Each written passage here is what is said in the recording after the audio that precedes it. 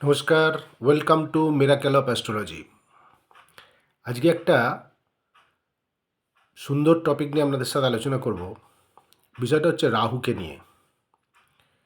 আমরা যে প্ল্যানেটটাকে নিয়ে সবথেকে বেশি চিন্তাগ্রস্ত হয়ে থাকি, দেখবেন অনেকেই এই বিষয়টা নিয়ে চিন্তায় থাকে যে আমার রাহুর দশা আসছে বা আমার রাহু কুষ্টিতে এই পজিশনে আছে। আপনারা হয়তো অ্যাস্ট্রোলজারের কাছে গেলেন, বললেন আপনার রাহু খারাপ আছে, বললো আপনাকে এই সমস্যাগুলো আপনাকে দিতে পারে।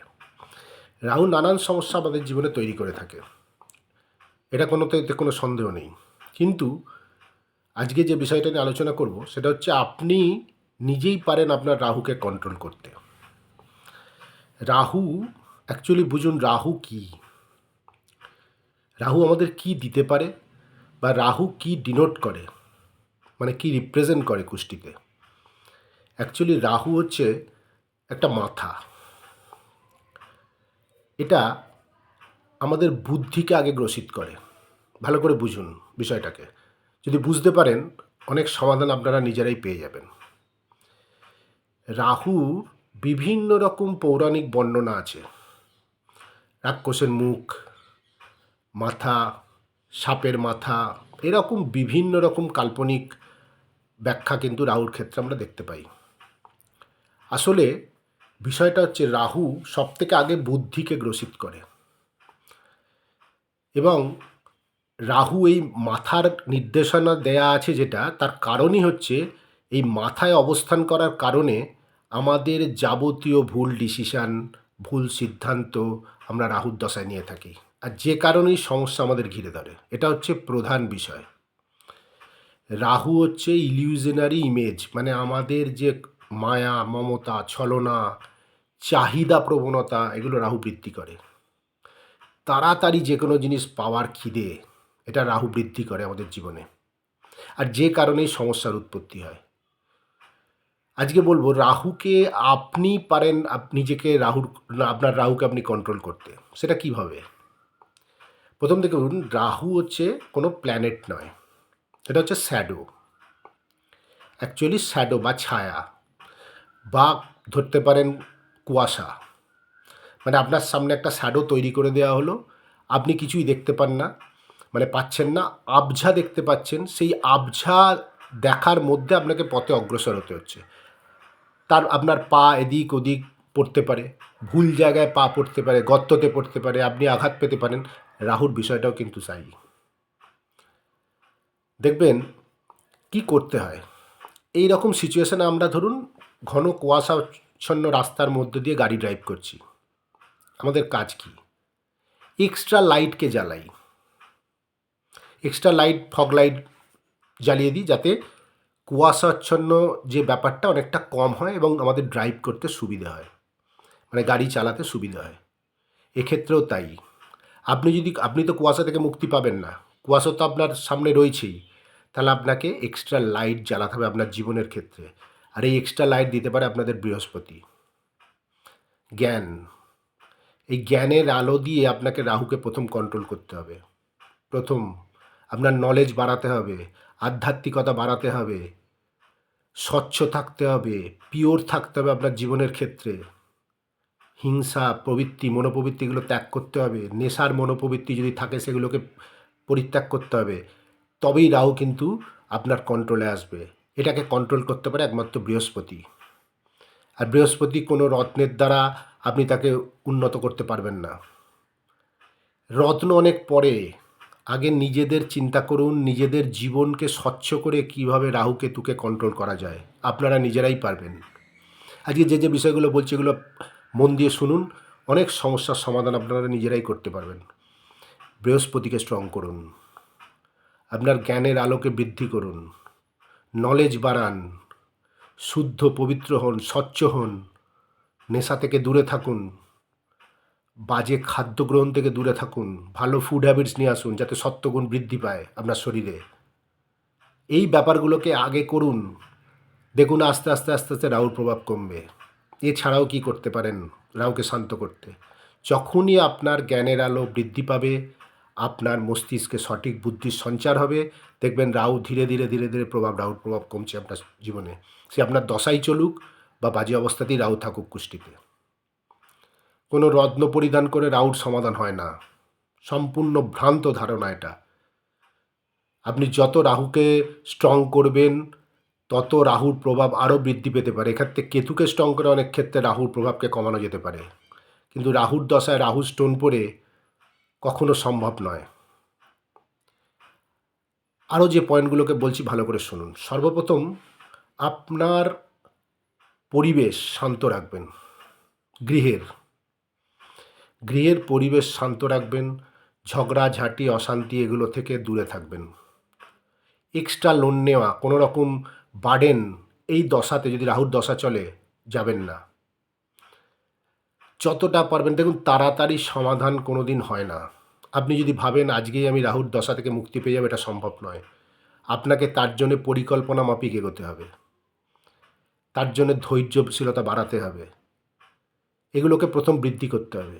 গৃহ পরিষ্কার পরিচ্ছন্ন রাখবেন, বিশেষ করে বাথরুম যেন একদম নোংরা না থাকে, এতে কিন্তু রাহুর প্রভাব ভীষণভাবে বৃদ্ধি পায়। বাথরুম ক্লিন রাখবেন। স্টিলের বাসনে খাওয়া পরিত্যাগ করবেন, সবথেকে মেন জিনিস। সেক্ষেত্রে আপনি পেতলের বাসন বা কাঁসারের বাসন ইউজ করবেন। ডাইনিং টেবিল ছেড়ে মাটিতে বসে খাওয়া দাওয়া করবেন, ভূমিতে। এটা হচ্ছে সবথেকে, নিজেকে ক্লিন রাখবেন, পরিষ্কার পরিচ্ছন্ন সর্বদা রাখার চেষ্টা করবেন। মুখের বাণী রূঢ় করবেন না। আপনি যতক্ষণ না রাহুকে আহ্বান করছেন, রাহু আপনার জীবনে প্রবেশ করবেন, আমার কথা বিশ্বাস করুন। মোবাইল, কম্পিউটার এগুলোকে যতটা প্রয়োজন ছাড়া ব্যবহার করবেন না। অতিরিক্ত গেম খেলা মোবাইলে, কোনো রকম মোবাইলে দেখবেন অনেকে অভ্যেস আছে গেম খেলা বা নানা রকমের বাজে কাজে ইউজ করা, রিল দেখা, এতে রাহুর প্রভাব আরও বৃদ্ধি পায়। আপনাদের মনে হতে পারে কথাগুলো, কিন্তু চিন্তা করে দেখবেন, তাহলেই বুঝতে পারবেন আপনার জীবনে এগুলো ঘটে কি না। আর কি করতে পারেন? ঝগড়াঝাঁটি বা হিংসার মনোভাবাপন্ন থেকে কমাবেন। হিংসার ভাব, কারোর উন্নতিতে হিংসা করবেন না।